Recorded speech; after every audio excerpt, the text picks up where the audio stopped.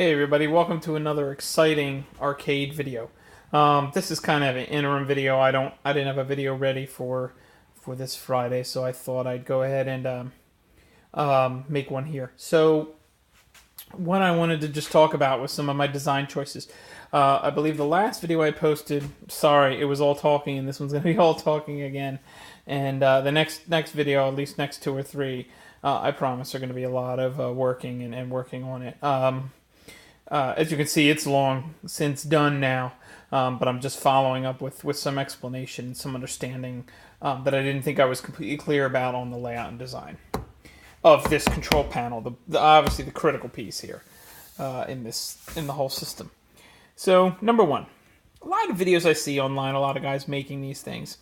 Go ahead and attach these joysticks in the same way that I did, from underneath.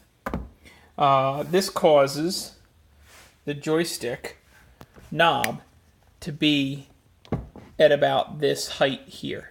So in one of my earlier videos, I talked about how I made this extension, how easy it was and how simple it was and just putting it together. No one's doing this. No one's making that extra 3/4 of an inch extension on these, and I don't understand why nobody's doing that. I don't understand. The way they have to hold it all the way down here is ridiculous. This, you can actually get a really nice grip, hold it, and, it's a much more enjoyable experience. It's much more, it just makes sense. So, I don't know. Nobody's doing that. That makes no sense to me. If someone sees something different, let me know. If they're mounting it on top, that's different. Then they don't need the extension. The button layout. So this button layout I got from the Instructable site on my first video. They say this layout of these first set of buttons sort of shifted down is the Konami layout. I like it. It's very easy to play. You hold your hand here, and it's a very natural fit for your fingers. So I liked it. Let's talk about the number of buttons. 6. I can't see any need for more. If you have a special case where you have a game that you absolutely have to have and has the 2 extra buttons, go ahead and put them in and use them. But nobody needs more than 6. Plus, I got 2 spares for each color if I need it. Start and select. A lot of guys put these on the front. Obviously, I can't do that because my system pulls out, and there's no way I could mount something on the front. I did a start and select over here just to make it, for consoles, it's good to have start and select for both players. Some people just have start for both and select only for player one, to be more like an arcade, since that's just basically a coin button for the arcade games.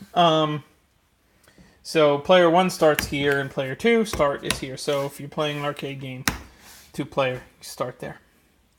The spacing of these.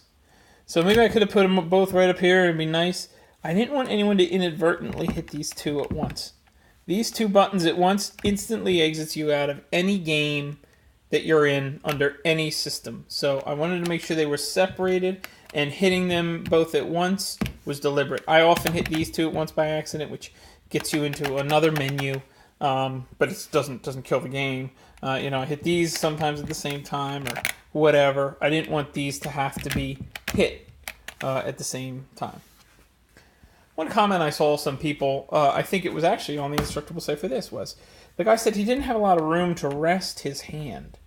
So I made sure that when I built this, I added extra space here that's totally unnecessary and is, in terms of functionality, and is literally just there for you to rest your hand. So let's check what that measurement is right now. That's 2 1/4. Looks like about 2 1/4 inches. That provides a pretty comfortable surface. Your hand can easily just rest there, and you can play.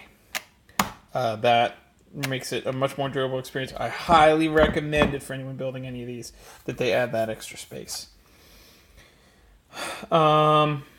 That's it. Those are just some basic control layout designs that I wanted to talk about. Again, I would have liked to have these at an angle. I would have liked more room on the underside in front here, so I could have done that. since the controls are on the inside. You know, I should have bumped this out a little more, so I could have had room to do that. Making the cabinet wider would have also solved that problem. Another 6 inches would be great. That would have been a tremendous amount of weight, but it is what it is. It's a little tricky to play 2-player.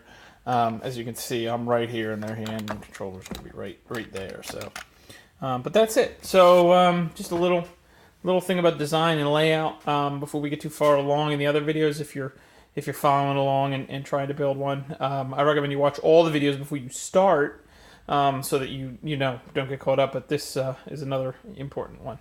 So there you go, guys. All right, thanks for watching, and don't forget to subscribe.